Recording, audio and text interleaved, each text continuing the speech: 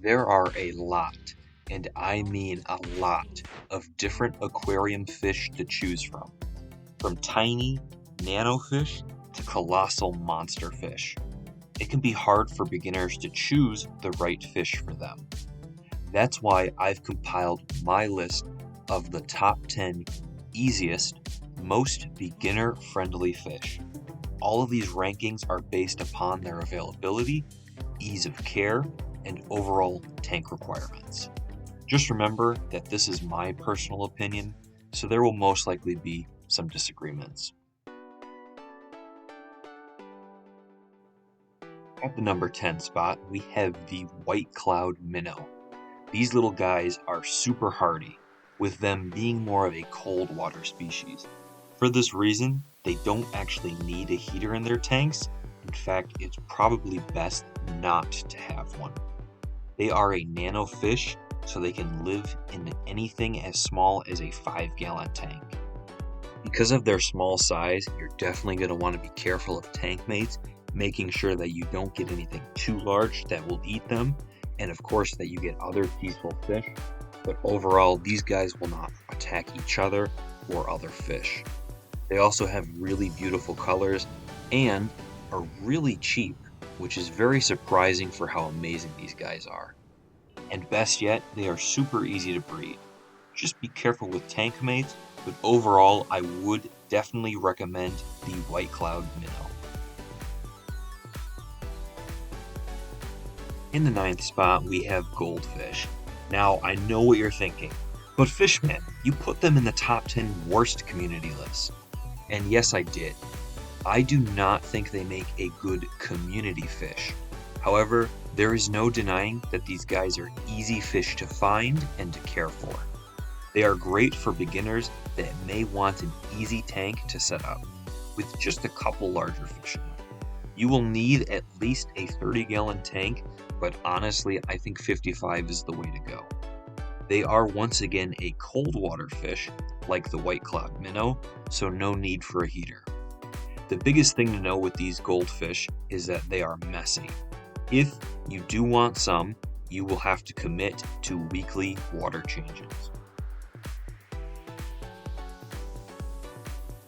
In number 8, we have the Ember Tetra. Ember Tetras only max out at an inch, so they are an easy option for nano fish.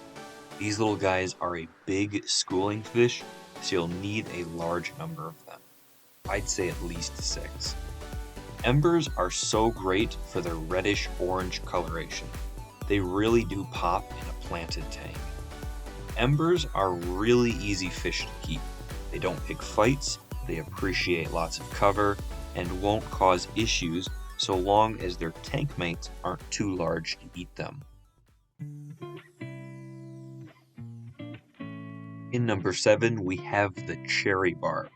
Cherry barbs are some of my favorite fish. They are a peaceful fish, maxing out at 2 inches. They require a school of at least 6 and should have 2 females for every male cherry barb. Cherries are a super hardy fish that can tolerate a lot of different water parameters. The colors of these fish are amazing.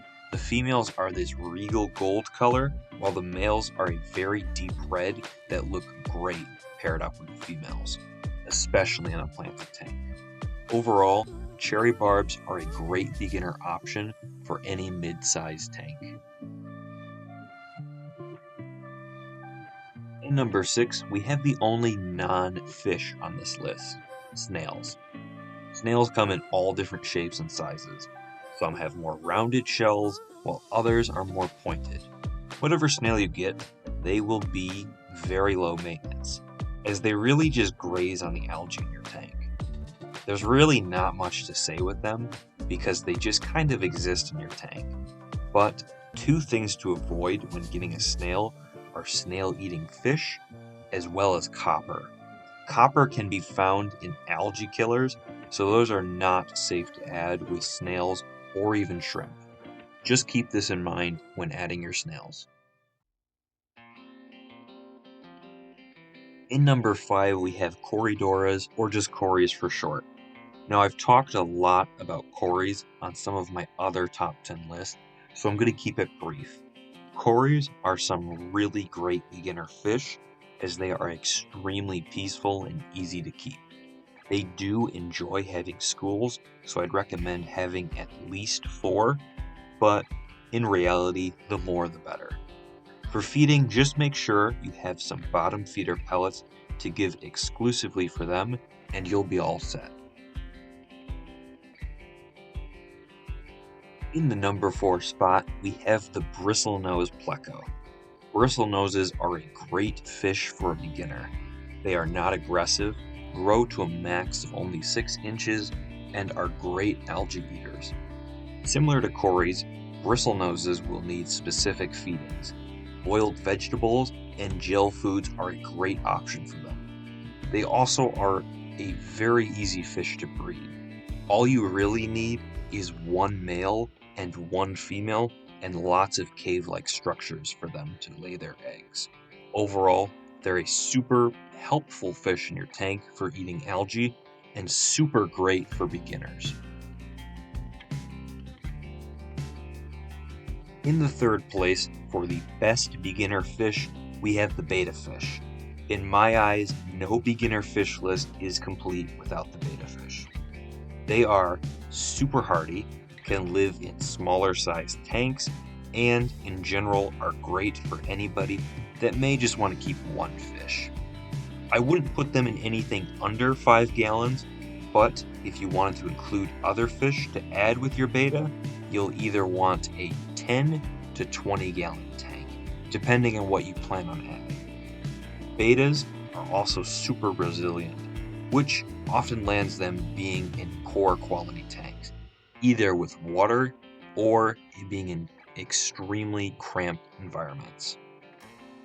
If you give your betta plenty of space, a heater, and feed and clean their tank, you should have success. If you want to add tank mates, definitely do extensive research, as bettas can be a bit finicky with that. I'm actually considering making a betta fish tank mate video for the future, so please let me know if that would interest you. In second place, for the best beginner fish, we have both guppies and endlers. These guys are so similar in both care requirements and breeding, so I'm ranking them together. Guppies and endlers are by far the easiest fish to care for on an individual level. They are extremely hardy, don't need much space, really only requiring a 10-gallon tank, and will breed rapidly for you. Now, the only reason they aren't in first is because of their breeding. See, it's kind of a double-edged sword, in that if you have simply a male and a female, they will breed for you. They're also live bearers, meaning they don't even lay eggs, but give birth to live young. Now, this is great for breeders, but for most tanks, this can cause overpopulation.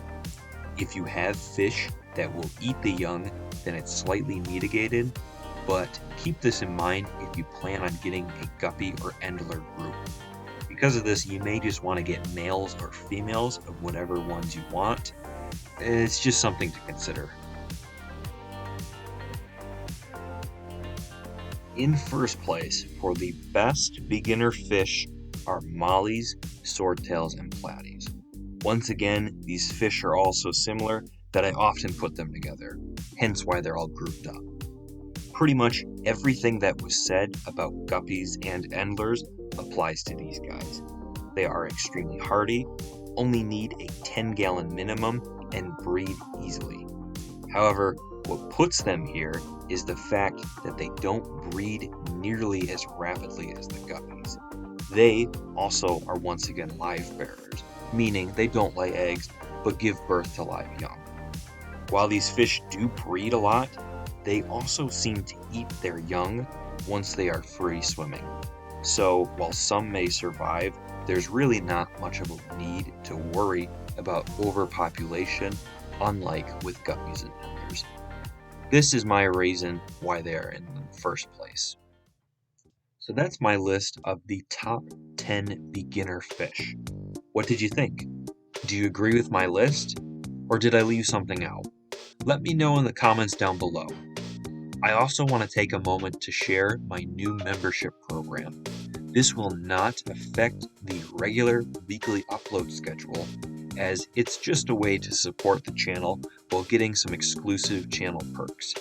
Check it out in the description of this video if you are in any way interested. And, of course, I'll see you in the next video. Take care.